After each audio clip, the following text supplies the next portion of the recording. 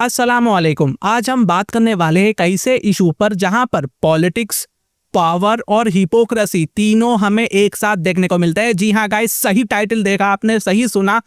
बात हो रही है ईरान पर दोबारा लगाए गए सैंक्शंस के बारे में। जी हाँ, वही ईरान जिसको 2015 के बाद ना दुनिया ने एक बार फिर पीस का चांस दिया था, लेकिन अब 10 साल बाद फिर से ईरान को आइसोलेट कर दिया गया है। 2015 में एक डील साइन हुई थी, JCPOA यानी कि joint comprehensive plan of action.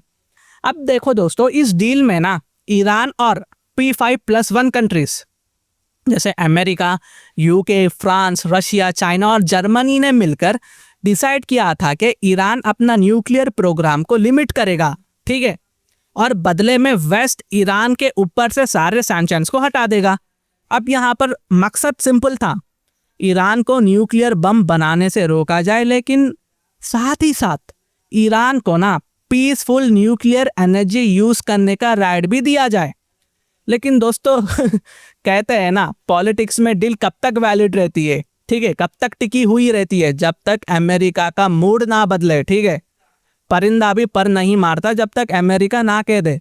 तो अब होता क्या है दोस्तों, ओबामा के टाइम सब कुछ नॉर्मल था, ठीक है, लेकिन ओबामा के टाइम एक रेजोल्यूशन को यहाँ पर पास किया गया, ठीक है।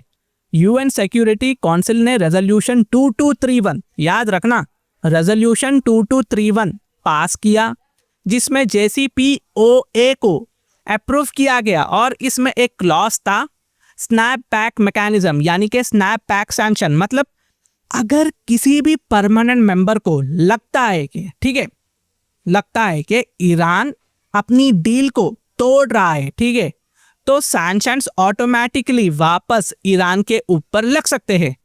ये क्लॉज इसमें ऐड किया गया था। और स्पेशल बात यह है कि गाइस, रशिया और चाइना अपना वीटो पावर इस रेजोल्यूशन में नहीं लगा सकते, ठीक है, इस क्लॉज की वजह से नहीं लगा सकते।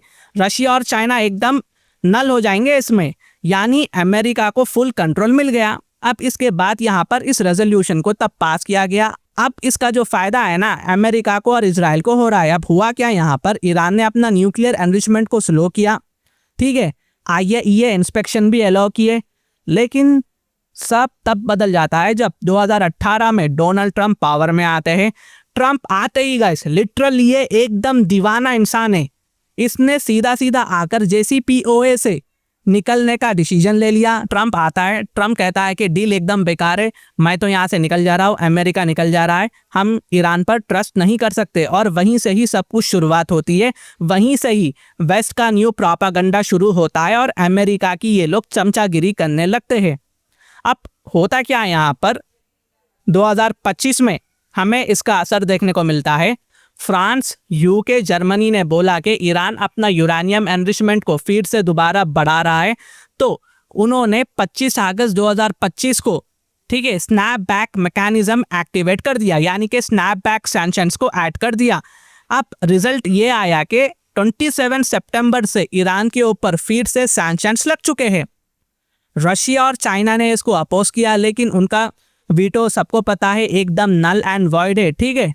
रेजोल्यूशन इस तरह बनाया गया कि रशिया और चाइना यहाँ पर वीटो करे ही ना, तो इस तरह से यहाँ पर ईरान को जाल में फंसाया गया था। यानी एक तरह से वेस्ट ने डिसाइड कर लिया कि ईरान को फिर से हम पनिश करेंगे।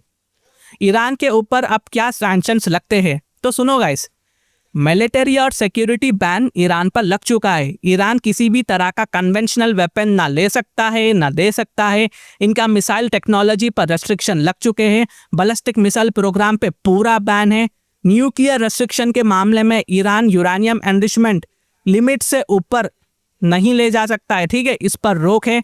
और अगर मैं ईरान की फाइनेंशियल और ट्रेड बैन की बात करूँ तो फॉरेन एसेट्स जितने भी ईरान में थे वो फ्रीज हो चुके हैं। खैर, ईरान के पास कितने फॉरेन एसेट्स होंगे जो ये लोग फ्रीज कर लेंगे। इंटरनेशनल बैंकिंग और इन्वेस्टमेंट बैन हो चुकी है और ऑफिशियल्स पर ट्रैवल रेस्ट्रिक्शन भी लग चुकी है। लेकिन सच ये है कि गाइस, ईरान ऑलरेडी इन सब के बिना भी सर्वाइव कर सकता है। जी हाँ, ईरान ये कर सकता है, क्योंकि ईरान 1979 रेवोल्यूशन के बाद से ही सैंक्शंस को झेल रहा है, तो ये ईरान के लिए कुछ बड़ी बात नहीं है। ओके, तो इसका जो इफेक्ट है ना, ज़्यादा साइकोलॉजिकल है। इकोनॉमिक से ज्यादा ये पॉलिटिकल है। और गाइस ईरान की दाद देनी पड़ेगी, इतने साल सैंक्शंस को झेलने के बावजूद भी ना ईरान अपना डेवलपमेंट नहीं रोकता, उल्टा उभर के आता है। लेकिन बहुत हद तक ईरान की इकोनॉमी ऑलरेडी वीक थी, हाई इन्फ्लेशन था, इनके पास अनएम्प्लॉयमेंट था, पॉवर्टी थी। अब सैंक्शंस के बाद हालत और ज़्यादा खराब हो सकते हैं, हाई चांसेस है। प्राइसेस ऑलरेडी डबल हो चुके हैं, चावल, तेल, बटर सब पे 50 to 100% तक का बढ़ाव हमें देखने को मिला है। Iranian currency rial already collapse के हेज पर है। लेकिन वेट, अभी आपके दिमाग में ना ये सवाल आना चाहिए कि ईरान का रिएक्शन क्या था। ठीक है सर, ईरान का रिएक्शन क्या है, ईरान की अगली चाल क्या है? ईरान ने इन सैंक्शंस को ना इलीगली और पॉलिटिकली मोटिवेटेड कहा है। ठीक है, ईरान का कहना है कि जब यूएस ही डील से बाहर निकल गया था तो स्नैपबैक मैकेनिज्म वैलिड कैसे हुआ? ठीक है, ये वैलिड कैसे हुआ?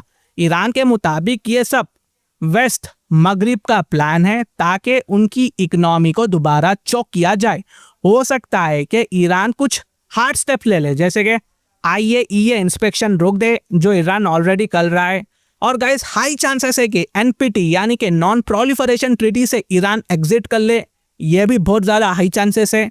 अपना न्यूक्लियर प्रोग्राम फुल स्विंग में ले जाए, और ये बहुत ज़्यादा इंपॉर्टेंट पॉइंट है, आप याद रख लेना। ईरान यहाँ पर रुकेगा नहीं, ईरान यहाँ पर और भी ज़्यादा बढ़ चढ़कर अपने न्यूक्लियर प्रोग्राम को आगे बढ़ाएगा और चाइना इनकी बैक करेगा। ठीक है, इनके पास ऑयल है, चाइना को ऑयल की ज़रूरत है, US इनका कुछ भी नहीं उखाड़ सकता। तो ये ऑलरेडी चाइना को और भी ज़्यादा कच्चा तेल बेचेंगे, पैसा कमाएंगे और वेरियस देशों को भी बेचेंगे। हो सकता है कि इंडिया भी आने वाले टाइम में ना शामिल हो जाए, और हो सकता है गाइस यहाँ पर ना।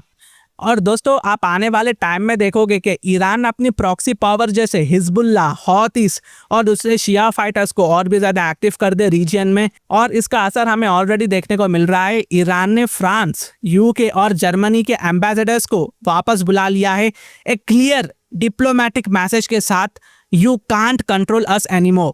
वेस्ट वर्सेस ईस्ट की जो लड़ाई है ना, अब हमें देखने को मिल रही है। ग्लोबल डिवाइड और हिपोक्रेसी भी साफ नजर आ रही है।